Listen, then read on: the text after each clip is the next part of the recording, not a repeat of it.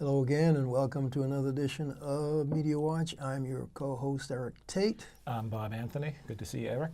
Once again, into the breach, Bob, and brought to you by the good graces of EVT Educational Productions and Manhattan Neighborhood Network.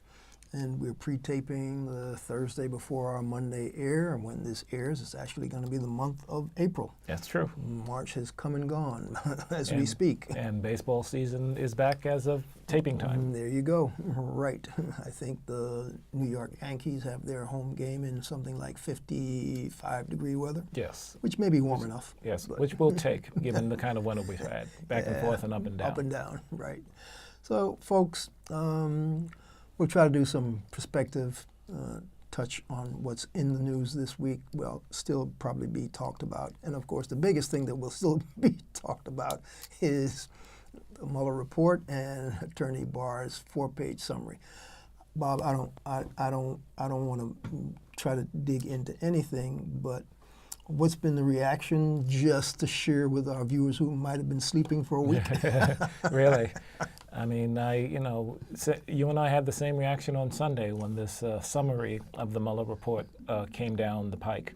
And we both gaped at our TVs in astonishment that it came out, that basically Trump, there was nothing to be brought against the Trump administration based on the long-standing Mueller investigation, which he handed off to the Attorney General to make the final decision on the obstruction half of it.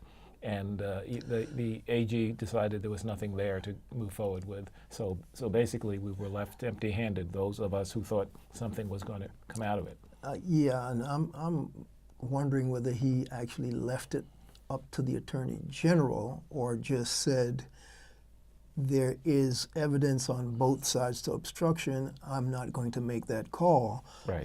But he didn't say, please make this call, Mr. Attorney General. My suspicion is he wanted the Congress to take a look at what kinds of crimes and high crimes and low crimes and possible misdemeanors, right, because the gut suspicion is if there's not enough evidence to indict, it might still be high enough of a crime with the evidence for the House to determine whether it's impeachable or not. For the Attorney General to say, oh, well, since you didn't make a decision, I'm going to take a look at your 700-plus page report in one day and say, yes, he's not guilty of obstruction.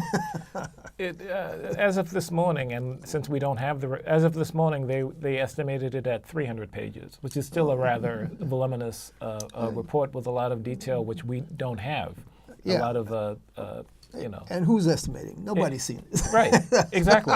So talk about the could most... be 300 pages, could be 700 Talk about pages. the most securely protected document in the history of this country. I mean, I'm little hyperbole there, but yes, I understand. But it's a really highly protected piece of work, and of course, I was stunned that I was at least looking for a recommendation out of Mueller, but apparently all he got was the paperwork, and allowed to make his own decision. All Barr got was the paperwork. Yeah, it was the report. Yes. Right. This is our work. Here it is. Yeah. Our committee is closed. So the interesting thing is, nobody has seen the report except Attorney General Barr and whoever he shares it with in the Justice Department. The Congress hasn't seen it. The people who've asked for it haven't seen it, and he's Right. told them that no, he will not make their April 2nd deadline, which is actually the day after we air, folk. We Right. air on Monday the 1st, and they had set an April 2nd deadline for wanting to see that report. Right. But Which them, essentially, but it has no teeth in it. yeah, no, Yeah, it's just we it's- want it, but yes. because they have no way of cudgeling him into delivering it, Right. he just says, I can't give it to you then, but it says it'll be weeks, not months. So I don't want to harangue this dead horse, because it's interesting that one of the Fox pundits, Judge Napolitano, says there's probably no doubt that there's strong evidence of obstruction of justice, even if he didn't make a decision. Right. So coming from a Fox pundit, Absolutely. you know Yes. that whatever's in that report, and the report actually did say, folks, that we have not exonerated the president. So, Right. so whether they meant they didn't exonerate him from the obstruction of justice indictment or the total. They said we found no evidence of collusion, or conspiracy to whatever. So that part of it, out and said that part of it that they made a decision. They said that, and that basically that's a very, very big cloud to raise from the administration, because you and I have been talking about the influence, the meetings, the meetings are just obvious that they were meeting with Russians. So whether or not he says there's a prosecutable crime about meeting with the Russians, it's just there's too many meetings and too many lies about the meetings. But we're not going to whip that dead horse because the bottom line is I can't prosecute a case for conspiracy. So I'm saying that didn't happen.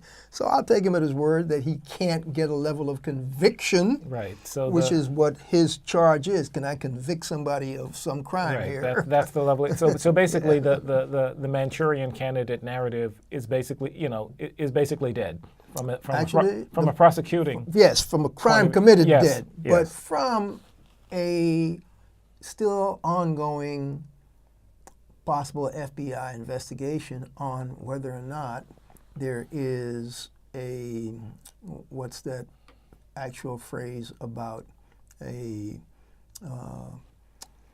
possible spy in our midst thing. It's it has to do with investigating crimes against the Intelligence Committee. The House and Senate Intelligence Committees still have to answer questions about whether stuff was done. And so whether there's any collusion crime, there's still a, there are issues, plenty of them. There are plenty of issues. I'm drawing this mental blank on what that intelligence phrase is, but it's an intelligence investigation. All right, so that's not gone away per se, and I think that's why Adam Schiff, the head of the Intelligence Committee, the House Intelligence Committee, is being beat upon by the Republican members who say we have no faith in Adam Schiff, and we would like him to resign or something. Like now Adam Schiff is the guy who's bad when it was Devin Nunes when he was running up to the White House and sharing committee stuff with the White House, and he had to actually recuse himself from being head of that committee because they caught him red-handed sharing their data with the White House. Now the Republicans decided, well, we're no longer in power, so we'll accuse the current chair of being terrible, and we have no faith in him. And this was a Today headline on Thursday, folks. You might be seeing more of that over the weekend by the time we air. But that's as much as I want to give to this report that we haven't seen, and we don't know what's in there.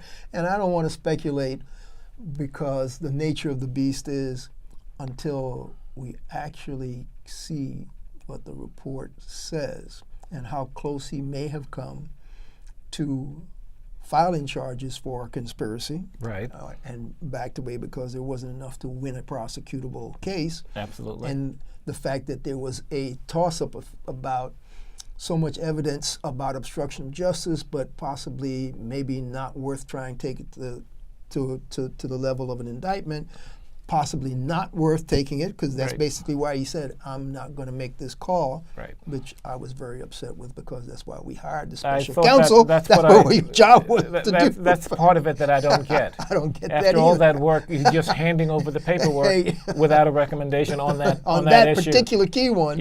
Because that's the one where it hit the fan when he fired the FBI director and then came around and said, oh, it was because he didn't treat Hillary right. Then that turned out to be a lie. And then he said, it was because of the Russian. You tell Lester Holt, I fired him because of the Russian thing. Okay, so you did listen to the Lester Holt's interview with part of it, Comey. Yes, and Comey said, I don't understand that. And he was astonished as astonished as anyone else. I mean, which gave me a good point of reference because I thought I was one not getting it, but he doesn't get it either. None of us got it. So that actually made me feel good to hear him say that. So we've spent about 10 minutes on this. So I think we should move on. But the coverage, I must say, has been even from the Fox side. You get the note of astonishment that after all this, we didn't get anything on that other charge, even from those folks. But then again, the bulk of the Fox coverage is he's not guilty of anything. Right, exactly. But on the fact that there was no decision, there was a nugget of agreement. Somebody actually said. But maybe something there. But the word witch hunt is still all over Fox. So I don't need it. So we'll just refer to that, as other people do, as the entertainment network, because they haven't done news in decades. But the second surprising bit of news that we got this week that was definitely will be still in the news on Monday is the fact that the Chicago attorney, the state's attorney, her office decided, one of her key individuals came down with the fact that they didn't feel like they wanted to prosecute Jussie Smollett. Right. And the interesting thing was, they said his community service and forfeiting his $10,000 bond was be more than enough, and then they sealed the records. Yes. That was that was more surprising than Mueller. I woke up. Well, someone texted me. A good friend, Gordon Balcom, texted me the news, and I thought maybe he got it. A word was missing. Wrong. I thought a word was missing from the text. I thought maybe there were extra charges thrown in there, but I had to go. No charges. Yeah, no charges, and I had to go look it up. No prosecution. Yeah. And we'll seal the record. Yes. The record is expunged. Expunged, rather, not sealed. Expunged. No. They were sealed too. Sealed. Yes. Expunged and sealed. Yeah, so it's nothing to look at right now. That's definitely overkill. Yeah. You expunge it and you seal it. So the police, of course, are incensed. They're incensed. The mayor basically read Jussie the Riot Act in incensed. his and Rahm Emanuel is incensed. Yes. And so Chicago PD. Yeah. Incensed. Just smoking mad. Mm-hmm. And they released a redacted police report because of court limitations. They couldn't release certain names couldn't come out. Yeah, but they actually added more to what they had released before, just for effect, just to show how much they had on him. And this we don't need to rehash we the don't case. want to belabor this point, but here again, the capstone to that, however, is, guess what? The Orange Julius in the White House earlier today. This is Thursday before we air. He called on the FBI to dig into this investigation. Yes, he did. Now, we got all kinds of national problems that this fool needs to be worrying about, but he jumped right into the Jussie Smollett case and called on the FBI. This is the guy who also took out a full-page ad about those folks who were falsely accused in Central Park. Okay, that's and a little. Those were young black men. Okay, a little historical perspective, but give the year. That's 1995. Right in the middle of the 90s. Right, when they railroaded these 7 brothers. Right, and it was a alleged rape in Central Park, and they the word that was used the Central Park jogger was the headline for the case. Right, and the word that was used most often in the papers back then was wilding. The young people were wilding in the park, and they got a hold of a young lady and raped her. And they didn't have any evidence. They didn't have any evidence. They coerced these young men into confessing because they didn't bring their parents, even though they were minors. Right. Didn't have a lawyer. New York PD just ran roughshod over their rights, and 2 of them were smart enough to get Alton Maddox as their lawyer, and did not go down and did not get sentenced to whatever, because Alton Maddox, who has since been disbarred because of the Tawana Brawley case, and that's another miscarriage of justice that we need to dig into, but another whole issue. Right. He got those 2 off, so the 7 became 5. Right. And those 5, but the current resident of the White House back then took out a full-page ad, maybe more than one newspaper, but it was at least one. Could have been the New York Times, could have been the Daily News. I remember it being a long one, so it wasn't a tabloid. It had probably the Times. Yeah, and calling for the death penalty for these people. Yes. So in a state that hasn't had it in decades. So you understand where this man is always coming down on when it comes to black males. Now, Jussie Smollett may be an idiot and a fool. Yes, somebody who should go to jail for what he did, but nobody got hurt in that crime but himself. Right. Okay. Rather stupidly, but very stupidly. I'd like to drive that point in. And as a result, because no one else got hurt, I'm suspicioning that's probably why the state's office said, give this guy a fine, let him do some community service, because Right. the only person he hurt was himself. Right. So, but your White House occupant, the Orange Julius monster, has jumped into this particular fray and is calling for the FBI to do something. Right. I don't know what he's asking them to do, and we could dig into, do they even have jurisdiction? But you Right. had a good point about how they might get jurisdiction, because Yeah, because he had mailed something to himself I guess, to make it look like a threat against him. So by using the federal mails, there might be a bit of federal exposure Yes. in the courts. yes, that's not necessarily FBI, maybe mail, Yeah. postal inspector, Exactly. postal, whatever. Right. But hey, the FBI can use any excuse if it's federal to get into an investigation if they really want to get into it. Right. Even if the mail didn't cross the state line, Right. even if he mailed it in Chicago, Yep. it doesn't By matter. using the mails. Yeah. But as of this morning, I had heard on the radio that there, and I wasn't sure if it was the FBI or some other federal prosecutor's local attorney, federal attorney, there wasn't enough there, and they weren't going to pursue it. They didn't feel it rose to the level of using their resources to dig into it, especially if the state attorney said no. And I think that's the problem with the state's attorney. I think she didn't, A, want to give the resources to this case, B, just didn't want to deal with it, didn't want the headache, but C, she shouldn't have, and here's my opinion now, shouldn't have let him walk like that.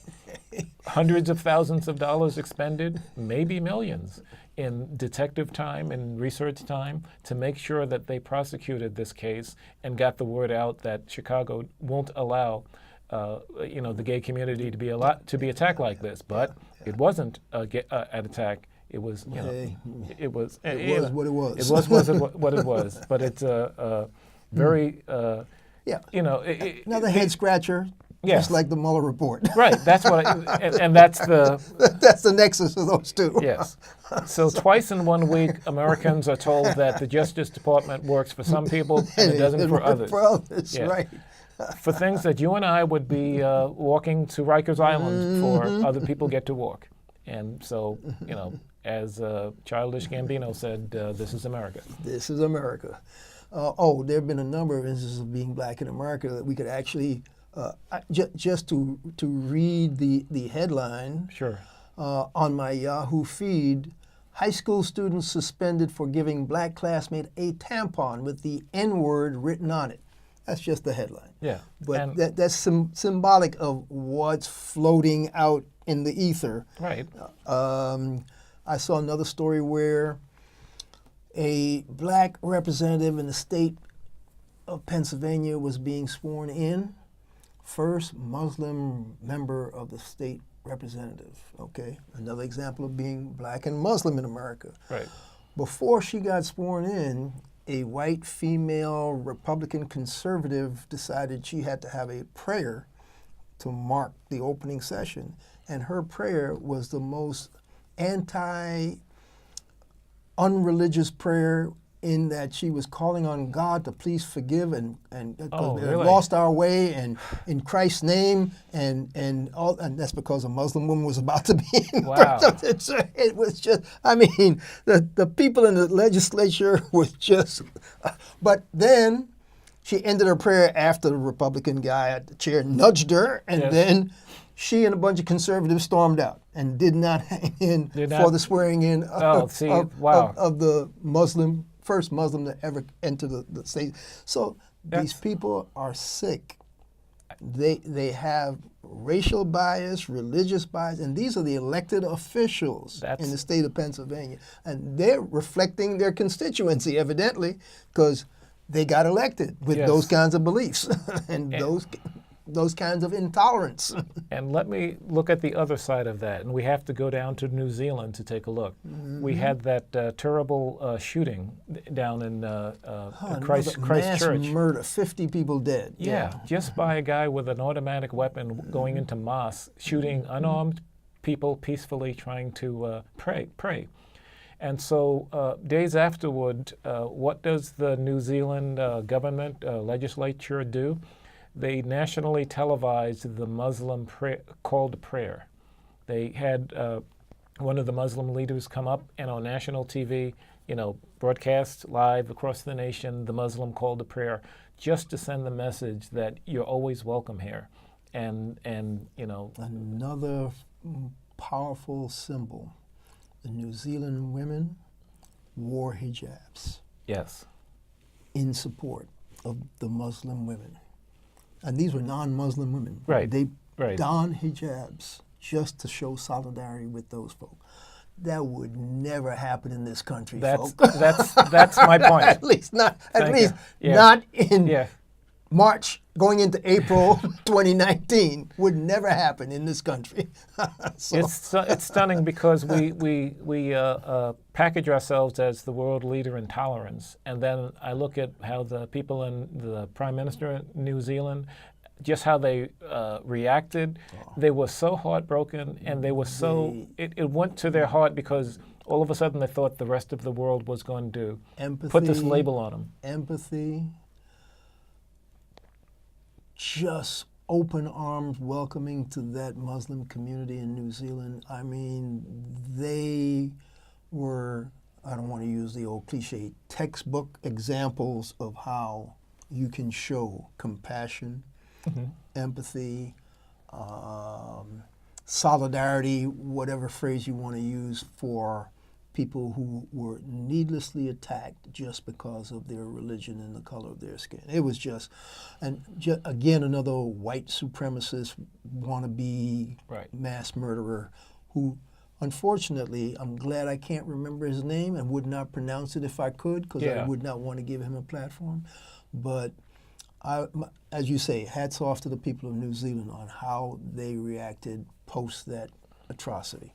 We're going to do a hard turn because after this guy said to the world that he was cleared, no collusion, no obstruction, it was all a witch hunt, then he said, okay, let's get rid of Obamacare. So now, the biggest story that's going to be rolling through your TV screens and your social media, because the rest of the country is not going to take this lying down, he has his Justice Department going into court to support that judge in Texas who said Obamacare is illegal, you need to strip it down totally, and it's unconstitutional.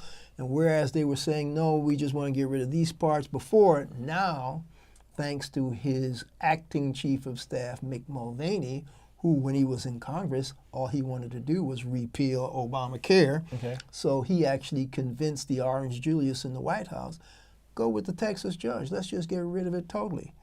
And guess what? His faction in the White House won out, and the Justice Department is now trying to use the courts to get rid of Obamacare totally, and they have nothing to replace it with.